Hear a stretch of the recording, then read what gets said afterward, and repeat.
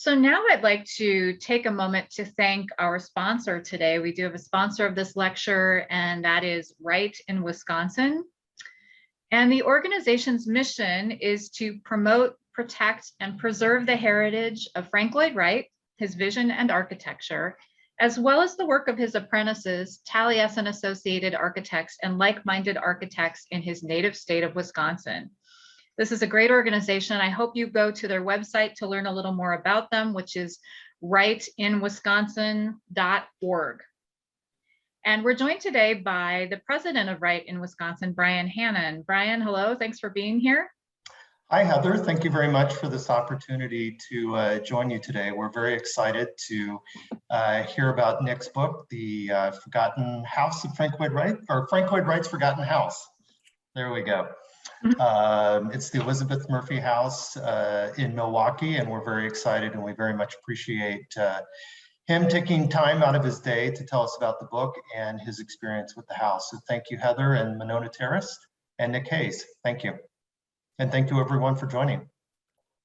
Thanks everybody. Nick will introduce you by way of a little description of your talk today. When empty nesters Nick and Angela Hayes downsized into and began restoring the newly rediscovered Elizabeth Murphy House in Shorewood, Wisconsin, which is the last completed American system built home designed by Frank Lloyd Wright, they began to unearth clues that reveal a monumental fiasco, I love that word and can't wait to hear more what the fiasco is, that risked reputation and relationships that caused Wright to pause and rethink democratic architecture. Nick's new book, as Brian mentioned, is Frank Lloyd Wright's Forgotten House, How an Omission Transformed the Architect's Legacy. And it tells of the restoration and of the uncovering of Wright's cover-up, the acquiescence of his contemporaries, and what became of The Secret are also included. Nick leads innovation at the Milwaukee water technology company Well+Tel as the award-winning author of the 2009 book Saving Sailing, and writes a regular column for Sailing Magazine.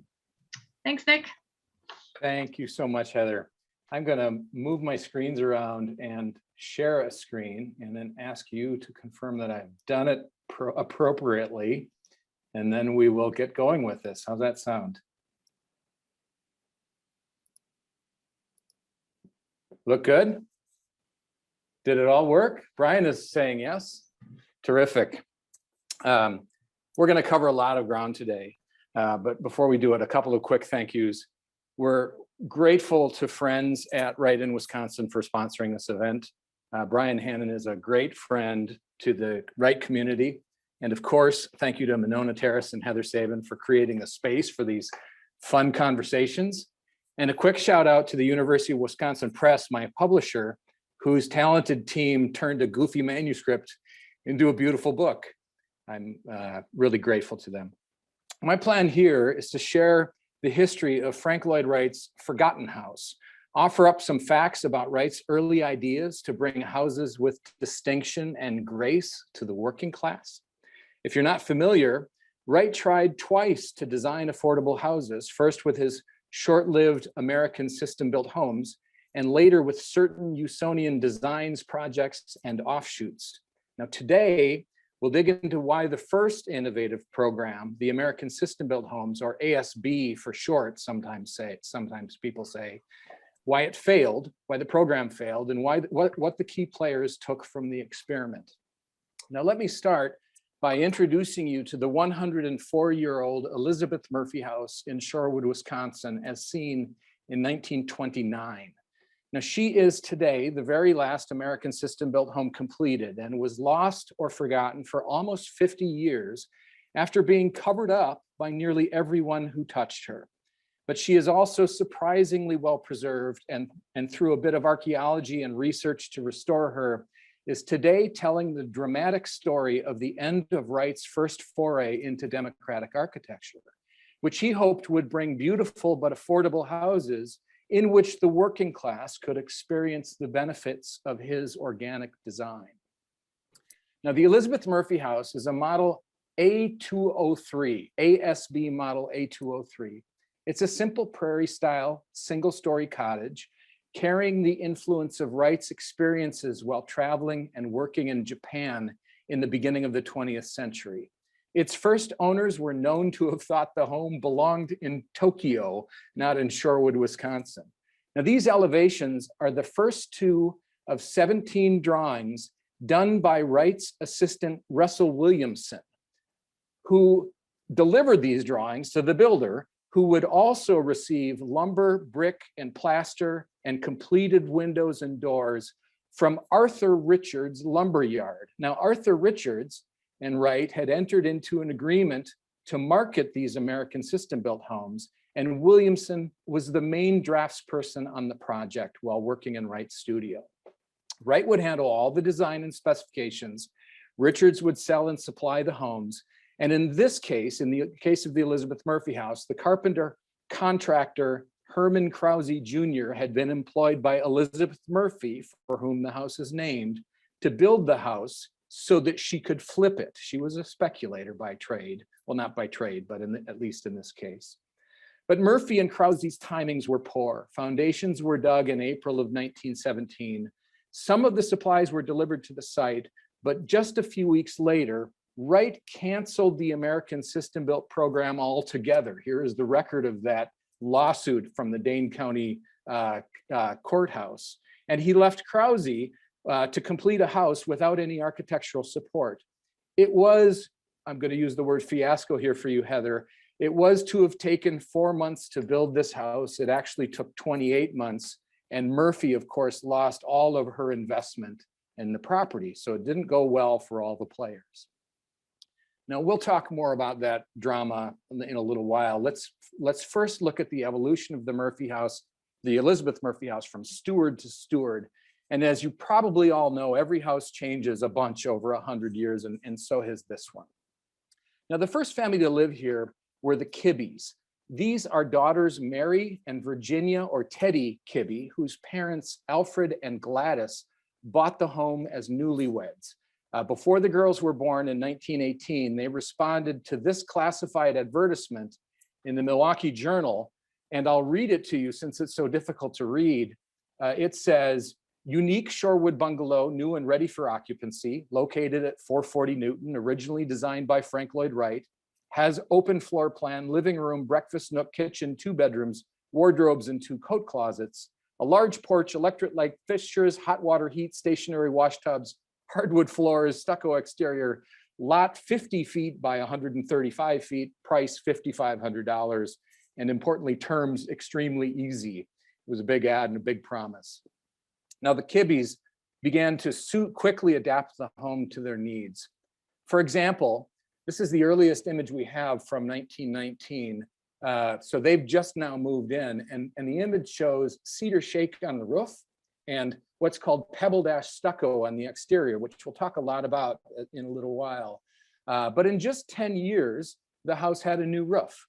This is asbestos shingle instead of the cedar shake. And, you know, imagine that. Why does a Wright house need a new roof within 10 years? Pardon the joke. The open sleeping porch had been enclosed, in this case, to make more interior room. The windows that you're looking at on the right-hand side, which are clearly not fitting the casement window strategy of the left-hand side, had been added to close up and open to the air interior space. And soon the home would be covered in cedar shake shingles all around. Now, we believe this image is from the late 1930s or 1940s, and it shows those new shingles. We know that they were painted in green, can't tell from the black and white photograph, but they'd left the classic ASB banding, the prairie style horizontal lines in dark stained brown cypress. So it hadn't completely lost its Wrightian flair yet. Sometime in the late 50s, the trim was painted in white and the house was painted in gray. And of course, these awnings had been added. The whole thing seemed more maritime, more like a Cape Cod.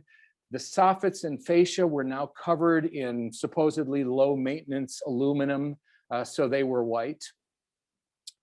Now, Murphy's plot was 50 feet wide, as I've mentioned, and the house occupied 36 of those feet, leaving only about 10 feet between the neighboring homes, which were built here first. You can see that from this Google image. The houses on the left and the right-hand side are very close.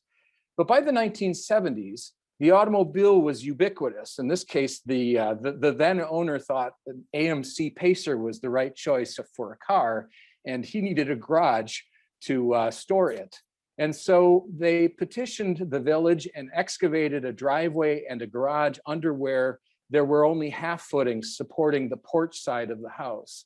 And though considered a, quote, lamentable addition by the Wrightian purists, the garage actually propped up a sagging section of the house, and they saved the home from what would have probably been an emergency shoring up of the foundations and might have disrupted the floor plan, which is today completely intact, which is the good news of the whole exercise.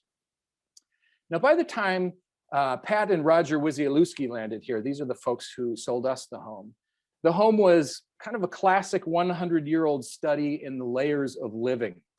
This was a basement rec room that we still use as a basement rec room, but it had linoleum and carpet and extension cords feeding ballooning fleets of modern appliances that were placed where Wright would absolutely not have placed them. And in this kitchen alcove where the stove once sat, at least that's where Wright drew it, it now featured a Z-brick as a wall treatment. I don't know if you remember the 1970s era faux brick that you could glue up to the wall. Many of you may recall it from your childhood ranch homes. I recall it from a basement of a childhood friend. So the Z-brick came down on our first day here. It was the first tool I bought to knock it off. It is worth noting, though, that the Wisielewskis opened their home to strangers, not knowing what it was. Wrightian sleuths were knocking on the door and asking to see into the home to determine whether or not it in fact was an ASB. And so thanks to them, it was found, and the home was officially rediscovered in 2015, and it made national news. Now, we moved in 2016 and began to strip away the layers. This is my wife, Angela, in the maroon, and she's looking a bit skeptical at the work we were about ready to sign up for and walking with our real estate agent. And fast forward, this is what that kitchen alcove, the one that used to have the Z-brick, now looks like. It's been re-engineered to remove the modern appliances and expose again one of Wright's brilliant sight lines between rooms, and also to honor the ASB built-in furniture aesthetic, which we'll talk about in a few more minutes. Now, you can read about this renovation at our blog. In fact, we write about every project that we do on the house and share what we can about what we learned during the forensics periods of our efforts. But this is a great example of a major change. And here is what she looks like now. So the aluminum coverings are gone. The roof is new. The gutters are galvanized half rounds painted in oil paint, just as Wright would have prescribed or did prescribe in the specifications for ASB. The colors are Prairie period again, very similar to what you will see at Taliesin East. And the garage has been significantly de-emphasized by the removal of some funky columns and some proper paint. Let's talk a little bit about American system-built homes in general. I want to make clear that the drawings we're showing here are Frank Lloyd Wright Foundation drawings. We thank them for the ability to use a few of them in the book and in support of the book.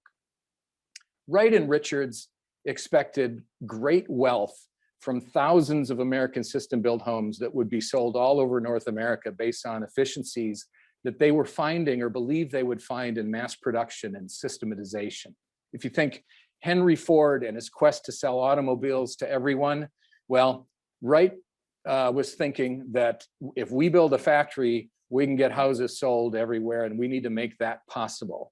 Of course, Sears and Roebuck were offering kit homes from a catalog, and other prairie-style architects at the time were all racing to streamline the unique prairie school, an American form, and make them ready for burgeoning subdivisions that were happening all over urban areas, especially in the upper Midwest and the East Coast. There were very modest designs like this one, the smallest house we think, smallest model was about 800 square feet. This one might have been 900 square feet. But you could also select a much larger house or a duplex or an apartment complex, and indeed some of those were built. This drawing actually indicates a collaboration between the main players in the American System-Built program. So I'll focus you on the players and their contributions to the drawing. First of all, Russell Barr Williamson, Wright's draftsperson and assistant, who he was Russell Williamson while working for Wright. The Barr would later be added, but he drew this. This is in his style. It's evidenced by very detailed and subtle shading, the vegetation in just outline. Meanwhile, on the right-hand side, Arthur Richards, the developer partner, wrote the notes in the margin indicating the color of pebble dash on the exterior stucco that should be used. In fact, what he says here is use 3 or 4 stipples being the dotted artistic form. And he says light gray, medium, and dark gray, so near to shown here as possible. And Wright, meanwhile, has stamped a patent warning, patent protection on the right-hand side and signed his name, Frank Lloyd Wright, architect in Taliesin, Wisconsin. Now, no patents were known to have been issued, but one of the key features of the American System-Built homes is this pebble dash stucco. And this drawing, combined with the fact that Wright did not mention it in the specs, suggests that in fact it was Arthur Richards' idea to use this exterior surface, which again we'll talk about a little bit more. And a system it was. In this wall sectional showing sills and joists and studs and a window, the window framed between the canted header and the lower window, the base of the window.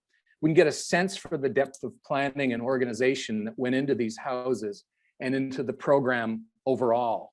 Now, all of the parts would have been milled by Arthur Richards in his factory for this. And if you zero into the details, you see that the parts are actually numbered.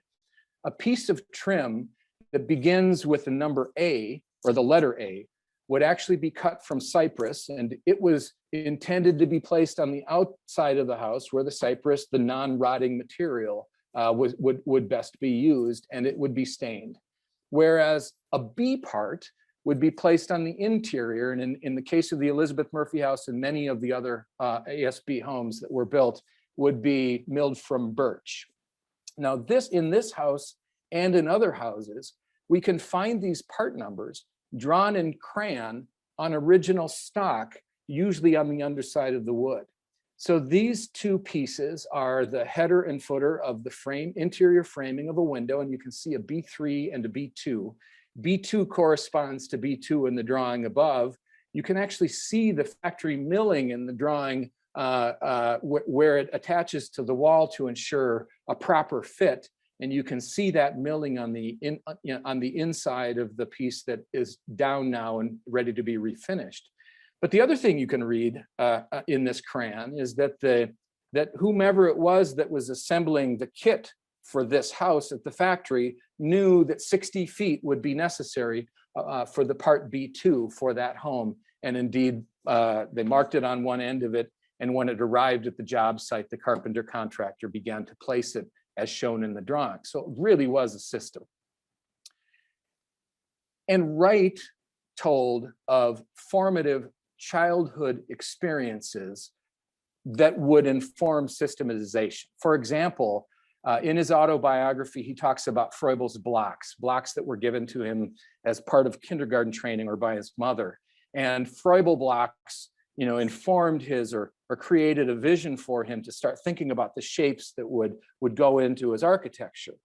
Now, in the American System-Built homes, windows were the blocks. They were the Froebel blocks, and they enabled a rich living experience because they could be stacked in great rows by the architect. He could select entire corners to be drawn with windows or long rows of 7 or 8 windows. And he was able to do this because what he had done underneath the walls is he had spaced the joists and studs 24 inches apart, while picking up some of the weight bearing in the wall with an engineered sheathing that we'll talk about in a minute. This would allow him to place factory built windows of 5 or 6 different heights in long arrays and in the corners inexpensively because they didn't require headers, less wood, less labor for construction. And this results in brightly lit and warm spaces, often not needing supplemental lighting or sometimes even heat during daylight hours. This is our living room and 8 of these wonderful factory windows stacked up in a row. Our daughter Kate on the couch is a climate scientist, and she was home during winter break enjoying the fireplace. Classically, Wright would organize the family around a hearth in many of the designs of the American system-built homes, and the hearth was placed at the center of the house, and so the chimney would come out of the center of the roof. And he would tell the mason exactly how to build these fireplaces, though our example is a true curiosity, I have to say. Now, Wright had instructed that the grout on the vertical seams be raked to the surface, but inset on the horizontal seams, emphasizing the horizontal lines. The inset seams would shadow, the verticals would not. And in this home, the mason interpreted this instruction in 2 different ways on one fireplace. And the result is kind of comical and dizzying. Now you can read more about this mistake in the book or at our blog, but suffice to say that it's one of the many that helped us to see that the system, while sophisticated and comprehensive, was also flawed. In fact, the lack of site supervision, like happened here, created room for interpretation of which Wright would never approve. And if you consider model numbers in a register that was managed by Russell Williamson to inventory all of Wright's American system-built ideas, you can identify 128 different home designs, and there may have been more. We're not sure if all the numbers have actually been accounted for. Now, many designs were close cousins, like the model's A201, you can see it with a flat roof, or the model A202, you can see it with a gabled roof, or the model A203, which is the Elizabeth Murphy house. And all 3 of these models really only differ by roof style. You could buy a flat, a gabled, or a hip roof after studying this promotional catalog page. And in the end, folks who looked at pages like this, including Elizabeth Murphy, only bought up maybe 20 or 30 homes. Only 20 or 30 were constructed, 20 to 30 were constructed, and the program was canceled in just 14 months after the initial contracts were signed. Now, many of the players subsequently covered up their tracks, probably to preserve reputation. There was a fiasco, after all, at the Elizabeth Murphy house and maybe at other places. And Wright never designed in the prairie style again, nor did he mention these homes or the program in his autobiographies. Now, built-in cabinets and shelves were included in Wright's system. And it seems clear from the record that Wright also intended to add furniture to it eventually, but a short ASB commercial life prevented him from getting that work done. In the end, only a breakfast nook table and benches were actually designed and supplied to the homes. In this home, in fact, the table was included, but the benches were not. We know that because of a lawsuit. So the first family had to find their own sitting solution in the breakfast nook or in the space. And so we're doing our best to replicate that experience. Here's what I mean.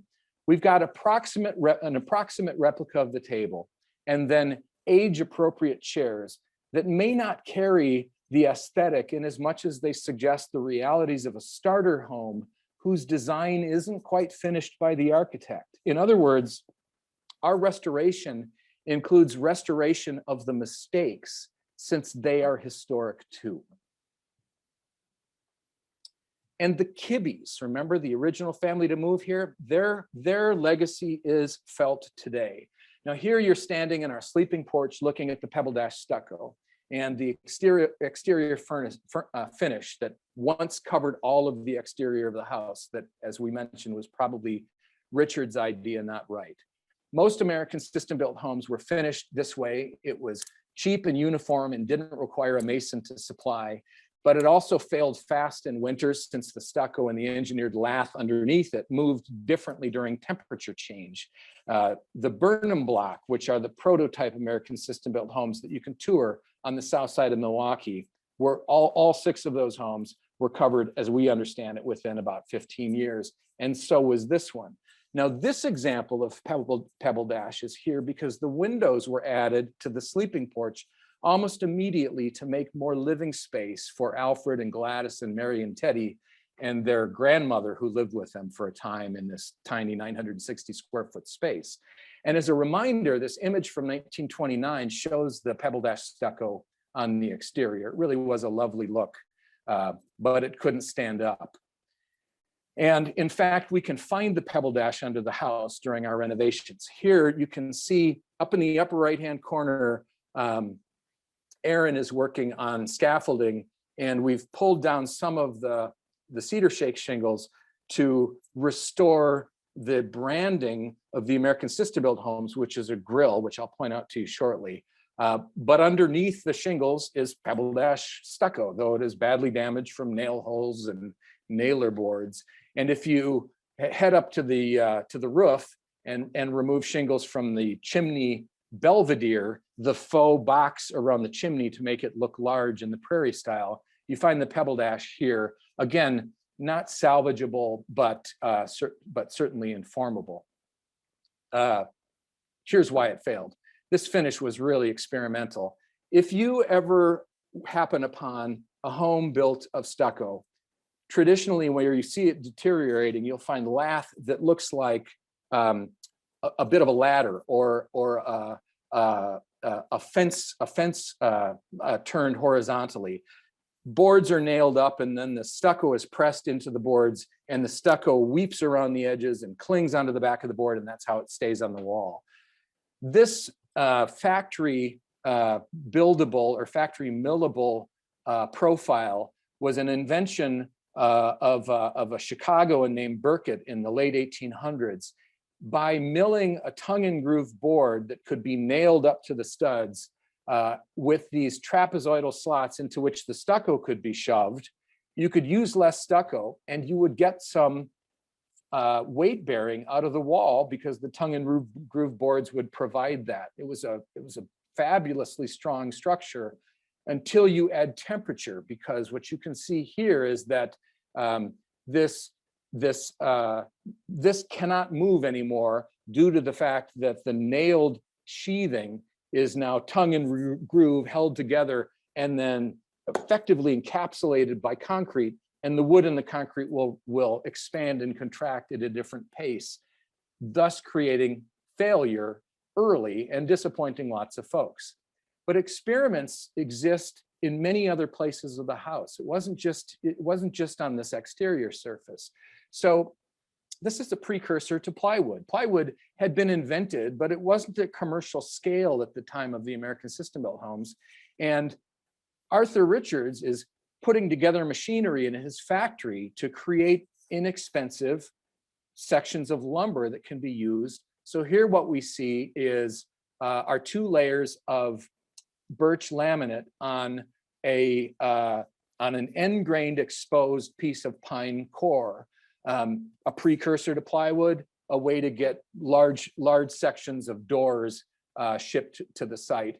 And actually across the American system-built homes, you can find evidence of Richard's approach to this manufactured plywood evolving itself. This was probably his cheapest version. And there was some genius in engineering. What I'm showing here is the profile of the trim used around the frame, the interior frame of a window. This one profile does the work of the tops and the sides and the bottoms of all the trim work. And it's brilliant for a number of reasons. First, the little tongue that you see hanging off on the left-hand side, that's what creates the three-dimensional feeling of the windows. It creates a shadow around all things, and it does it without a seam. On the right-hand side, this little carved out rounded area probably is a place for waxed rope to be inserted in winters to eliminate drafts when the hinged windows are closed. But amazingly, if you take these two pieces and cut them appropriately as you're preparing the windows on the job site, you realize that they are designed to mate at the corners, creating the perception of high quality joinery while still being simple and really quick to nail into place. It was a fantastic use case to streamline the process. Now, digging into the window motif, you've seen a couple of examples, some of the windows, and this is the art glass design.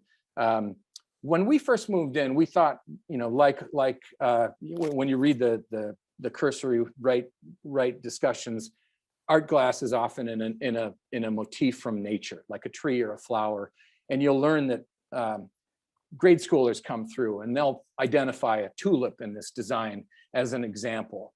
But we learned subsequently, in fact, not too long ago, and you can read about this at the blog as well, that this motif is actually representative of the Model A203 itself. Now, a quick shout out to Matthew Smith at Unified Vision Studios, which is a Rochester-based leaded glass artisan. He spied the integrated design, having seen similar strategies at the Roby House. Watch what happens if we impose the main section of the house on the leaded glass artwork. You realize that the top section is the chimney, the middle sections are the window, and what Wright is doing is he is having you experience his design through many medium as you occupy the space. It's a beautiful idea. Let's go on a quick tour. I'm gonna pause the presentation for a moment, and I'm gonna bring you into some video, and I'm just gonna say go on this. Brian or Heather, if you see that there's been a technical problem, please let me know, okay? So here we go. You are on Newton Avenue in Shorewood, obviously not in November. This was taken in July. And I'm going to pause right here and point out that right across the street from the driveway of the Elizabeth Murphy house on which I am standing is this very interesting prairie style home. It's called the Eagers Bungalow.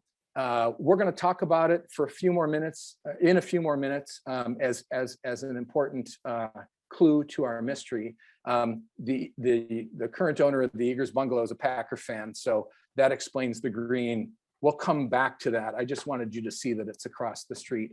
And here we go. We're walking past the Elizabeth Murphy house, which is uncharacteristically planted right on the top of a hill, not like Wright's own home at part of the hill. And that's probably because a speculator placed it right where it is. What you will notice is there's no door. So our first challenge is to find the door, and we'll do that by following what architects call the path of discovery.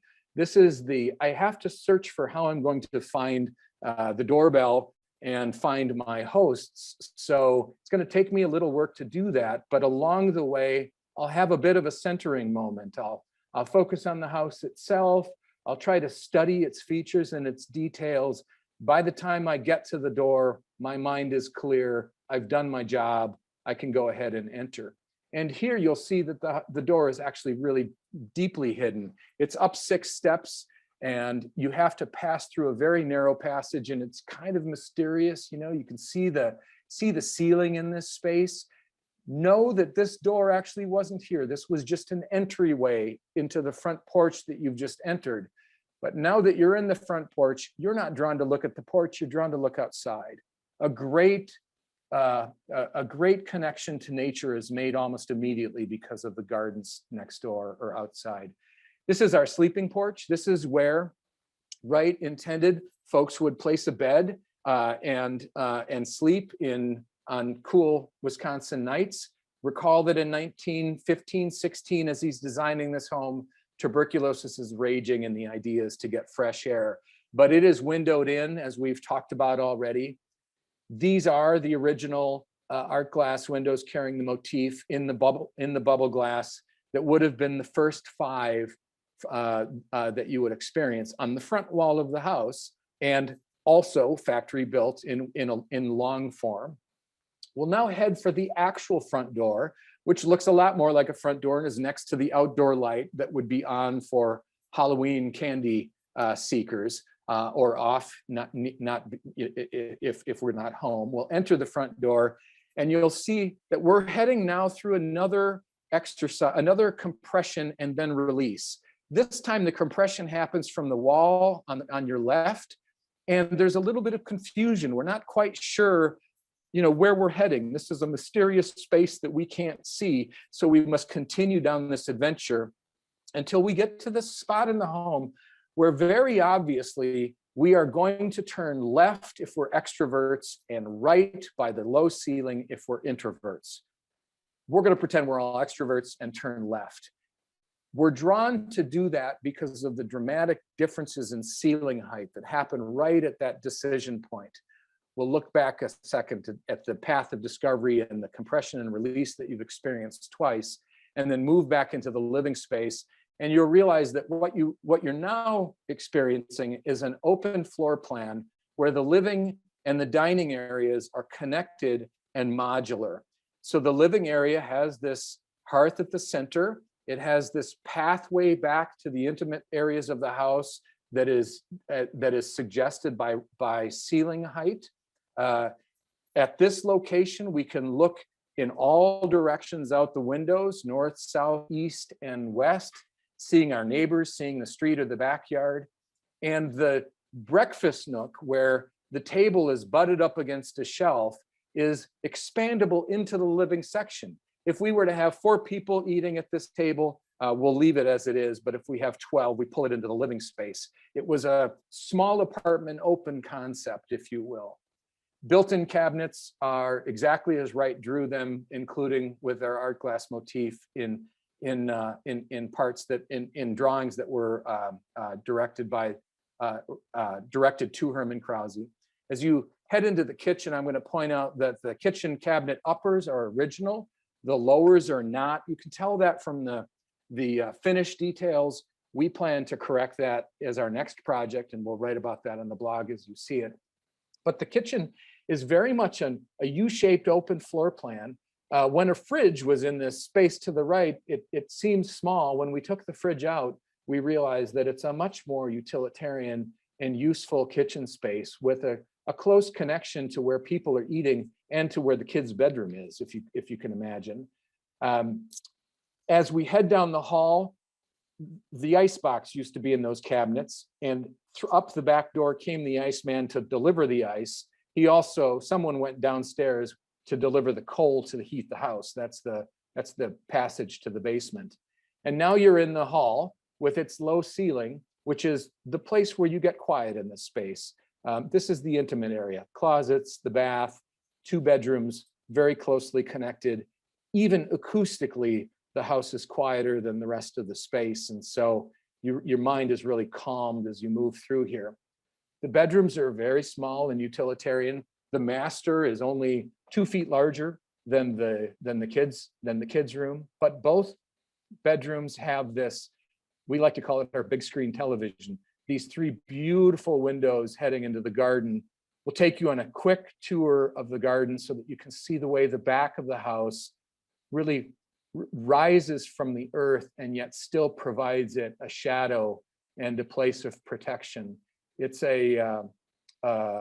hard not to look at the house when you're in the backyard, frankly. It's so beautiful. Head back in to study the balance of the 2 bedrooms. We'll head into the kids' room next, and then we'll head into the bath finally. Not much different about the second bedroom, but you need to know that 3 people lived here at some point, and that explains why windows needed to be placed on the sun porch originally. They just needed more space than they had in this very, very tiny house. And here we are in a 6x6 bath. This was a major renovation for us. It was in terrible condition originally. It's been returned to its Wrightian glory with proper finishes and proper plaster and the proper clawfoot tub.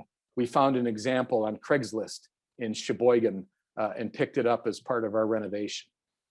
And now you've had the whole tour of the house for the most part. We'll head back to the fireplace, the hearth at the center of the house where all the business is done. And I'm just going to point out here that you can see where that mistake in the fireplace happened. It happened right here on row 11. where the vertical seam was shifted to the right and treated differently, thus meeting Wright's specification in two different ways in one confusing space. So let me take you back to our presentation. I've got a few more slides I want to share, and then we'll open it up for questions. So you are not the first people to tour the house. Angela, my lovely wife, art teacher at Atwater School, where Mary and Teddy attended in the 1920s. Angela now teaches about 500 kids from K through 6. And every fourth grader that attends Atwater School has a chance to participate in an expeditionary curriculum. They walk Shorewoodian neighborhoods. They study much of the architecture. They draw their own facades. They come to this house and then they build their own facades in clay as part of an artistic experience. And in their walking of the neighborhoods, of course, they can't just study Frank Lloyd Wright. They also have to study Russell Barr Williamson, whose house is behind these kids. They will have a focus on the Eagers bungalow. And if you recall that Williamson was a key player in ASB, including our house 100 feet away from the house across the street, and was designing in the small systematized homes in the prairie style just after the ASB, well, you'll realize that we were faced with, we had some detective work. We had to figure out how it was our house could be built and forgotten, and yet a Williamson home could exist 100 feet away. And in fact, if you look at Williamson's work of the time, this is a 1921 article in Concrete Magazine. Here is Williamson showing 3 designs of the Eagers bungalow, all on one footprint, but with 3 roof styles: a hip roof, a gabled roof, and a flat roof. Have we seen this strategy before? Of course, this was an idea that came right out of the American System Built program and his work there. But you need to know that Williamson was not just thinking about ASB concepts in his first independent designs after leaving Wright's studio. If you recall, he was working in Wright's studio during the ideation years for the Imperial Hotel, which would be built in Tokyo. And if we are to look at elements of the hotel, in this case, a screenshot from the brilliant digital artist Razim Khan, who has recreated the demolished Imperial Hotel campus virtually, we can see similar dimensions, roof pitches, window arrays, garden adornments, chimneys, and more. In fact, Williamson would later in his life, claim to have worked exclusively on the Imperial Hotel while in Wright's employ, and he also never mentioned the American System Built homes again. And if we track Williamson's evolution a little bit, we see him first in 1914 vying for a spot in Wright's studio to work on the ASB project. In fact, there are about 5 drawings in the archives of this small townhouse, and they're all drawn by different architects. This is Williamson's rendition of it, and we believe that he was actually selected to do the ASB work because he was such a wonderful artist and draftsperson.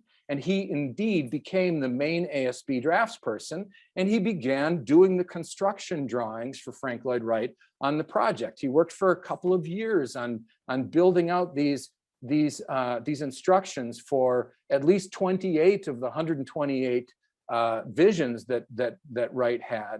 And then this is in fact an example of a Williamson construction drawing for the model B7 that was actually never built as far as we know. But then when the project came to an end, we can see Williamson joining forces with Arthur Richards to sell homes that look an awful lot like ASB homes, but have been adapted by Williamson to be built more rapidly, to be built with less problems like the Elizabeth Murphy house had, and to be built in burgeoning subdivisions. So the Williamson model A533 is a direct descendant of the Wright model B7 above it. Only a couple of years later, Wright probably drew that one in 16, and Williamson was drawing the model 533 by 18. But if you notice key differences, Williamson has taken out the 24-inch joists and studs And in order to do that, he's moved the windows to the middle of the walls in a more traditional way. And in fact, the model 533 has 30% less light and window space than the model B7 does, though they're very, very similar in look and feel. And indeed, Williamson and Richards are so successful on the back end of the ASB program cancellation that together, Richards has houses all over the place, but Williamson is commissioned to design at least 17 homes that are within 1/2 mile of the Elizabeth Murphy house within 10 years, most of them in the prairie style. In fact, Williamson does better than Wright on the back end of the ASB program. He has 54 projects within 10 years, and Wright only has 14 projects in that same period. Now, Williamson, interestingly, doesn't include Wright on his list of references when he applies for his Wisconsin architect's license. Correspondence between Wright and Richards is never seen again, if there was any, and Wright never mentions Williamson's name again. And those are just two of the omissions in the book, Frank Lloyd Wright's Forgotten House, How an Omission Transformed the Architect's Legacy on UW Press. And let's pause for questions.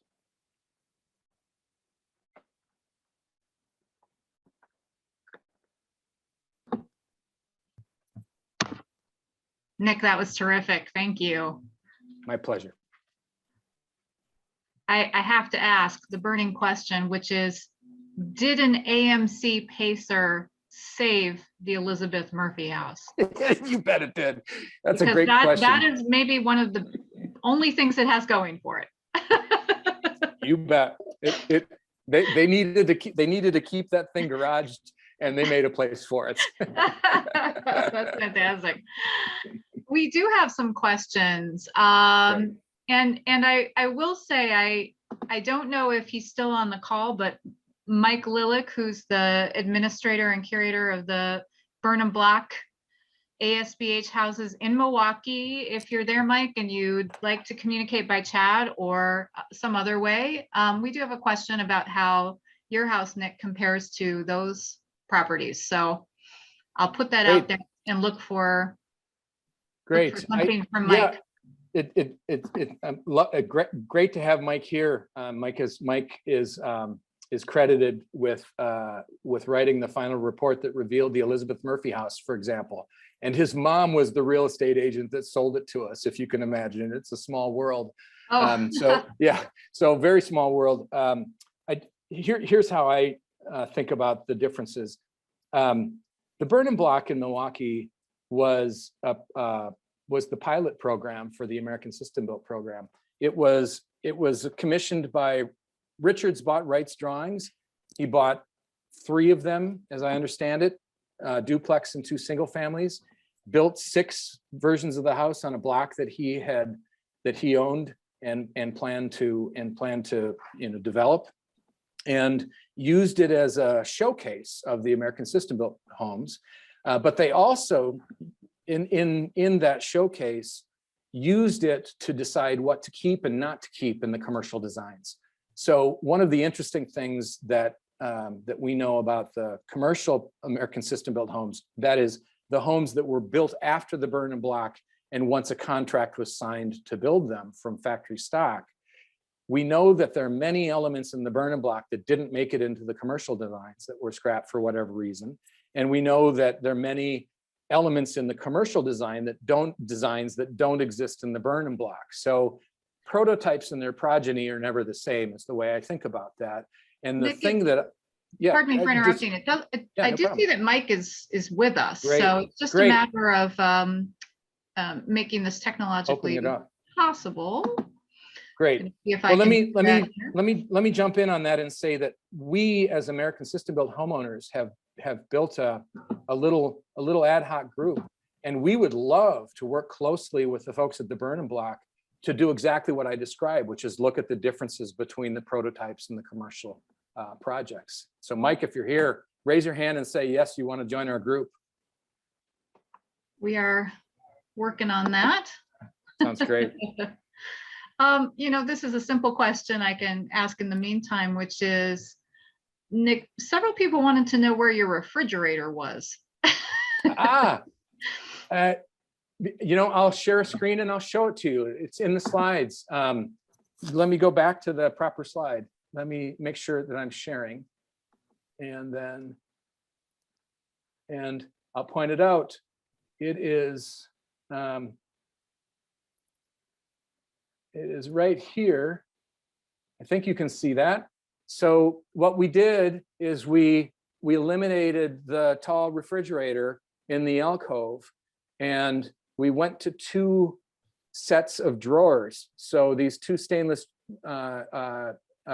appliances, the top drawer is a refrigerator, the bottom drawer is a freezer. We put 2 of them next to each other and put them underneath the cabinet. And that basically put all the refrigeration underneath 36 inches, which is cabinet level. And that let us recover the sight line across the middle of the kitchen. It also, frankly, is much smaller. It's less imposing. You can imagine if there were a big white fridge in this space, it would feel like a coffin standing over you. So that's where it is. And I also have a question about the heating system in the house. Well, actually, pointedly, radiant heat exists in the house and steam heat. Radiators are here, and it's a water radiator system, not a steam heat system. It's gravity. And it was a coal-fired heating plant originally. I did some work last year moving some trim in the basement from one of those utility basement walls to another, and found the coal dust down there. So we know where the coal storage room was for the coal heat. It's since been converted to gas, but we have radiators throughout the house. They are the original radiators, and all the pipe work is the original pipe work to the radiators. And frankly, the house is overheated. It can be way, way too hot in this little space. 960 square feet can be heated by a couple of radiators. It doesn't need, I think there were 5 when we got here, and we've removed 2 already. Well, I think Mike is on audio with us. Is that true, Mike? Yep. Hi, Heather. Oh, great. Thank you for joining us. I know you've been listening in. Is there anything you'd like to add? I've actually been distracted by a customer situation to some degree. Did you have any questions? Yeah, we did have a question about how Nick's house compares with the Burn and Block properties in terms of, I think specifically the question was about the interior, but feel free to expand on that. Burn and Block, some of the differences I suppose would be brick on the fireplace is different. Wood is different. We used American red, or Wright used American red gumwood, or Richards, I should say, more appropriately. Somebody decided to use American red gumwood on the Burn and Block, and then we see birch in other of the American system built homes, including Nick's. I don't know where else you want to go.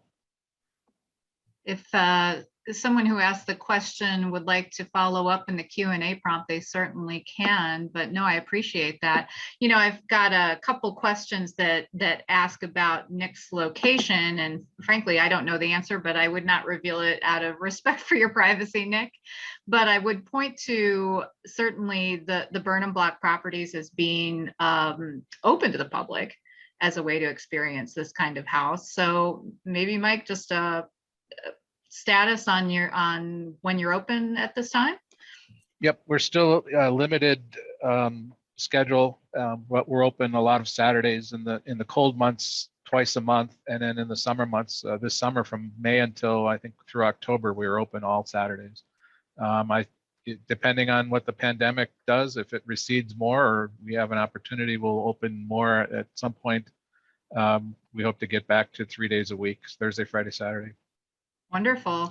So Heather, I should say wrightinmilwaukee.org is the website where you can see our tour dates and you can make reservations. We're reservation only right now, and our group sizes are limited because of the pandemic. But this is next time. Terrific, and thank you. It's beautiful buildings over there. I hope people check that out. We do have a few more questions. Let's see. This one for you, Nick. how do you feel Wright's 1907 fireproof house fits into this quest for affordable housing? Yeah, it's a good question. I actually think that you can see him assembling a portfolio of modest home designs, starting even earlier than that with the I'm sorry, name the little brick house that is in Madison on the hillside. I'm missing The Jacobs house? No, not the Jacobs house. The little brick 1903 for his childhood friend. Oh, the lamp house? The lamp house, right, exactly. At the time Wright is designing the lamp house, he's already using the word American to describe a set of kind of unique to the time design qualities, built-in gardens and brickwork, and these grill or concepts that let in light but make it hard to see in inside spaces. I think that you can see the American System Built program as being a culmination of 15 years or so of design thinking.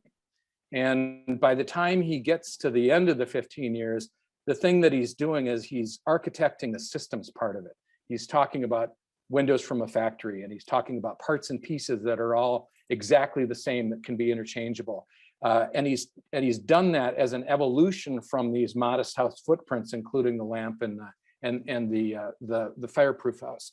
I should say that when the Burkett lath has its concrete affixed to it, it becomes very difficult to ignite.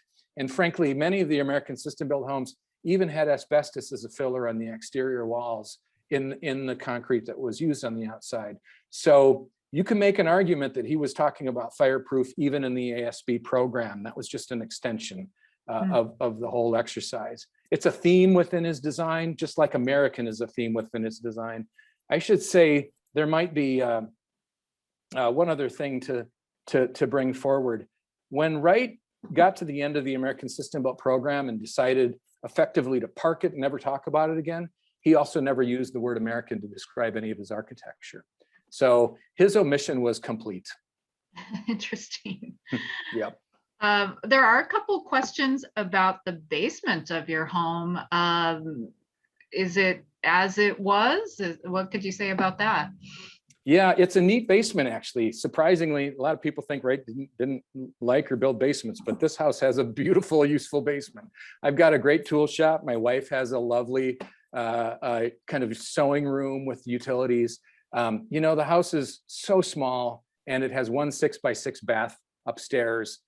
So during our renovation, we actually added, I shouldn't tell the secret, but we actually added a shower and a toilet in the basement. It's kind of a utility space.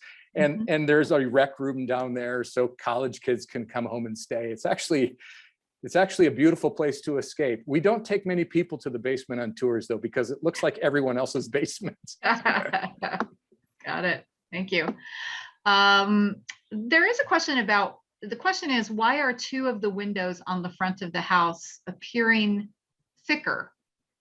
It's a great question.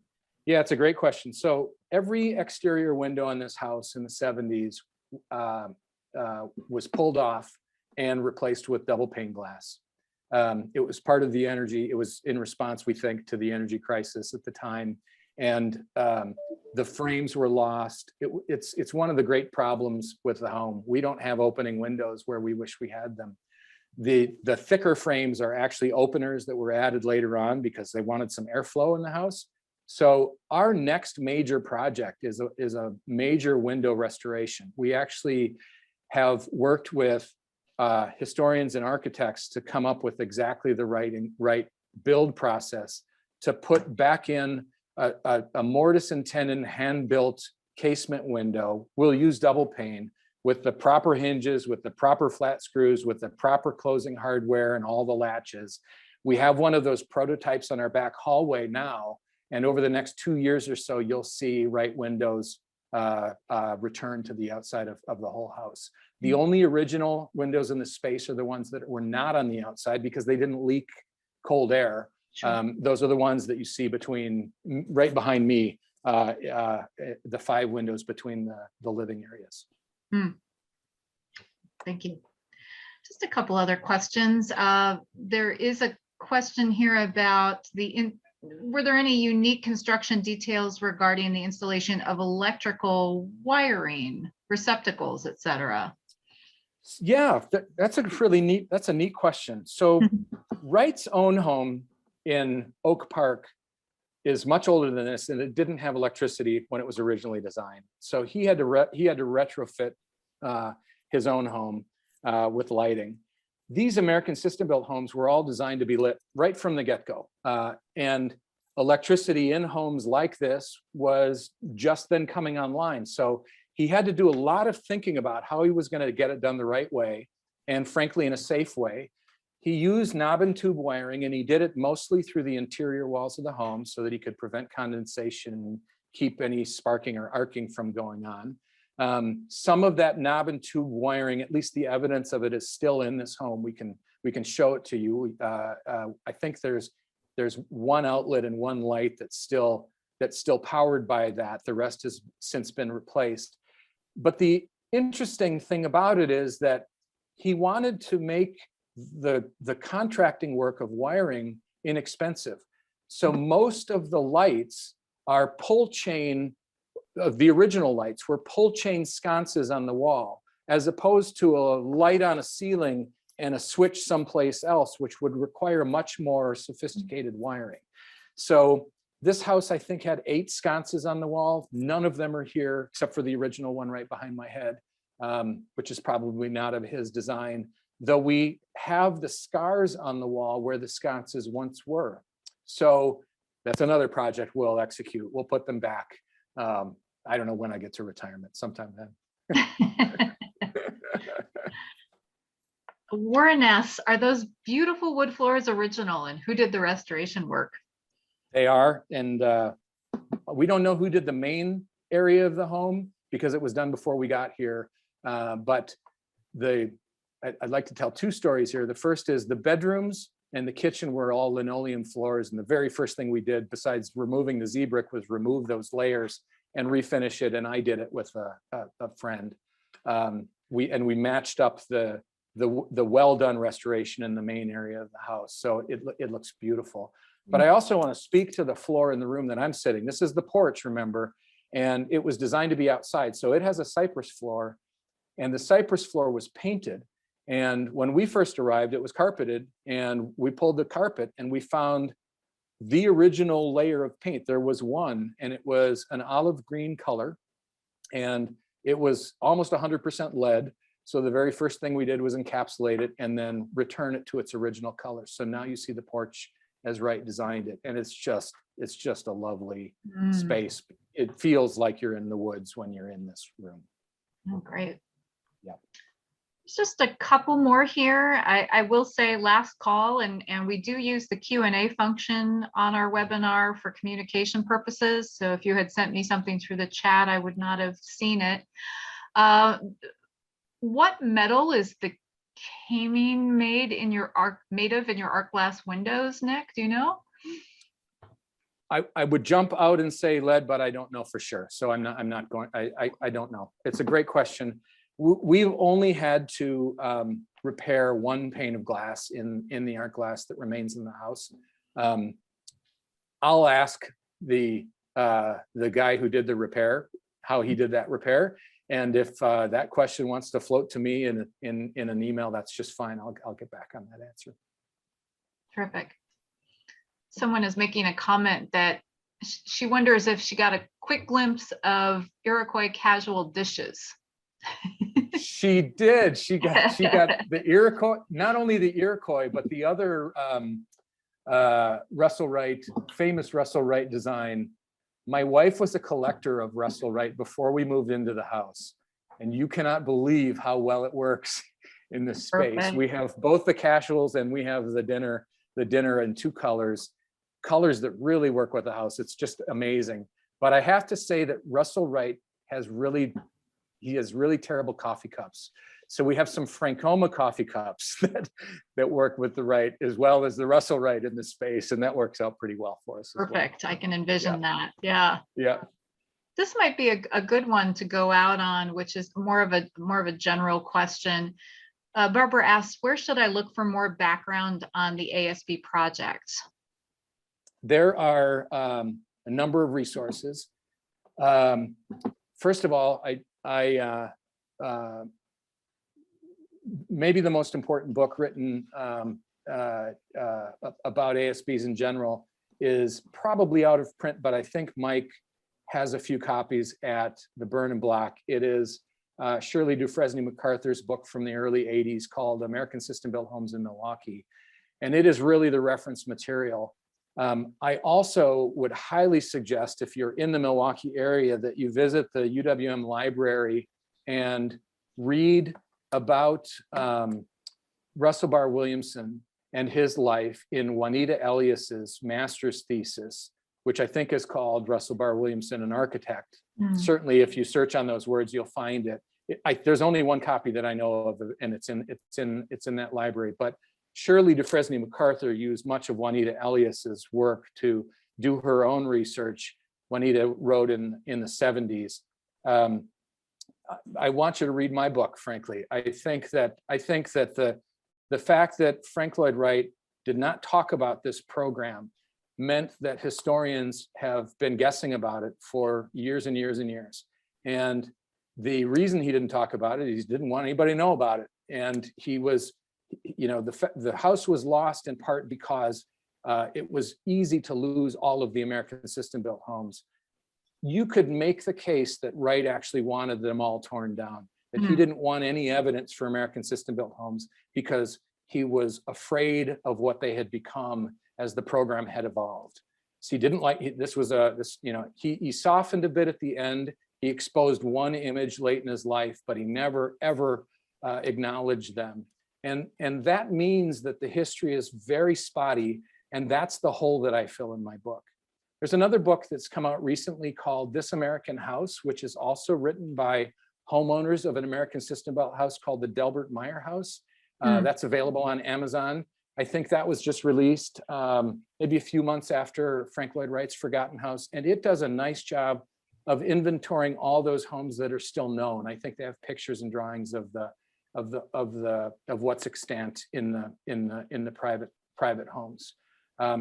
And the last thing I would say is it's really wonderful that there has been attention applied to these homes.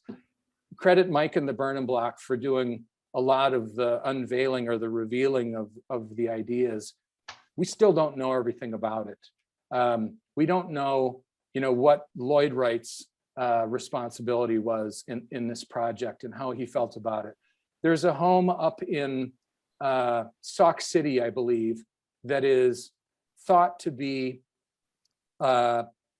built by a carpenter who worked in Wright's studio for his own purposes, built in the 30s. And the way he got the design is that he asked Wright if he had anything laying around, and Wright gave him one of the ASB drawings, and he did his best to try to rebuild it. So there's all sorts of kind of fun mythology around the project. But at the core is the fact that it was covered up. And that's the story that has drama. It affected Russell Barr Williamson dramatically. It clearly affected Wright, though he didn't want to talk about it dramatically. And we think it's a hole, a gap that wasn't supposed to be exposed. And so how wonderful is it that we can talk about it now? And thank you so much for sharing, I should say, your insights with us today. This has been really interesting. I love all the connections. And one could go down a rabbit hole just on Russell Barr Williamson, could they not? Oh my gosh. Yeah. Let me leave you with two things. It isn't quite, this is a private residence. Please don't show up at our front door and knock and ask for a tour. But if you're in the neighborhood, please do drive by. Please take a picture of the house. If we're in the front yard, certainly we'll have a conversation. We love to share with Wright fans what we can reasonably.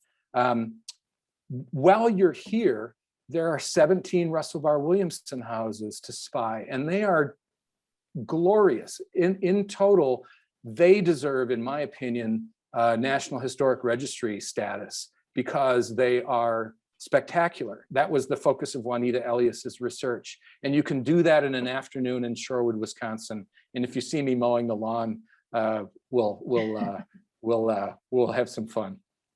That's great. I do want to give you an opportunity once again to just repeat the title of the book and how people can acquire a copy. So the title is Frank Lloyd Wright's Forgotten House, How an Omission Transformed the Architect's Legacy. And now, since you've listened in on this, you know that there are many omissions in the book. It's not just one. It's on UW Press. It was published in March of 2021. If you go to UW Press's website, you'll find it there. You can also find us at theelizabethmurphyhouse.com or Frank Lloyd Wright's ForgottenHouse.com. They both arrive at the same place, and all the links are there for both the book and all of our renovations. Last but not least, you know, people can't get into Frank Lloyd Wright houses very often that are private residences. So we have an Instagram page. We post on it weekly, pictures of light as we see it passing through the space, details of the woodwork, details of the lead work, all of that. Please follow us at Elizabeth Murphy House on Instagram, and we'll follow you too, and we'll have a lot of fun talking about ASPs. Oh, that's terrific. Thank you so much, Nick, for your time and for sharing this with us. It's just been a great hour. I also want to thank Brian Hannon, president of Wrightian, Wisconsin, for the sponsorship of this program today, for delivering this to us. And we're receiving many compliments through the feed, Nick, just so you know, on your presentation. Nice. Please be sure to visit mononaterrace.com to see a recording of this program, which will appear next week. And I want to thank everyone here joining us today for taking the time and for getting one bit of your Frank Lloyd Wright goodness before the holidays. So thanks, everyone, and happy holidays to you. Take care. Thank you, Heather. Thanks, Brian. Thanks, You everybody. bet. You bet. Happy holidays. Bye-bye. Thank you, everyone. Bye-bye.